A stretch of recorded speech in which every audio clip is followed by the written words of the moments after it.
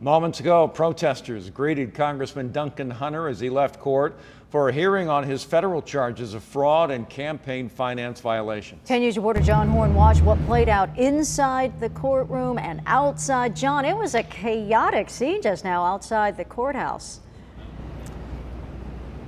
Those were the exact words I was about to say. The Congressman Duncan Hunter, Sr., the former congressman, was speaking to media right here.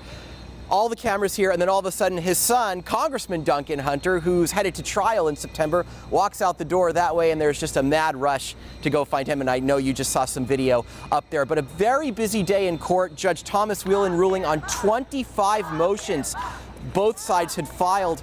Many of them just procedural, but the big ones that we heard is that Whelan said that the recently uncovered evidence of Congressman Hunter's alleged affairs in which he used campaign contributions to allegedly pay for will be admissible in court. There will be some negotiations over the language that can be used, but Whelan said that is very relevant to the overall point the prosecution is trying to make. There was some concerns about severe jury prejudice.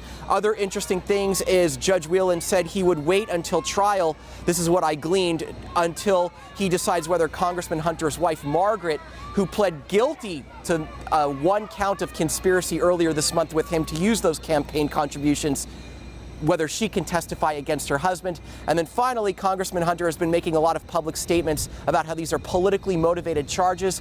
The prosecution asked the judge to tell Hunter to stop doing that, but the judge said no, Hunter is free to make those comments as long as he wants, and whatever happens with that will be the consequence of those statements. So that's the big stuff that played out in the courtroom. There's 6 motions left. We will hear the result of those next week at this time, and on later editions of 10 News we'll bring you all the reaction, including his major opponent on the Democratic side, Amar Campanajjar, speaking outside the courtroom with the protesters in tow, and we'll give you what he had to say as well. So that's coming up on later editions of 10 News. But for now, live outside the federal court downtown, John Horn, 10 News.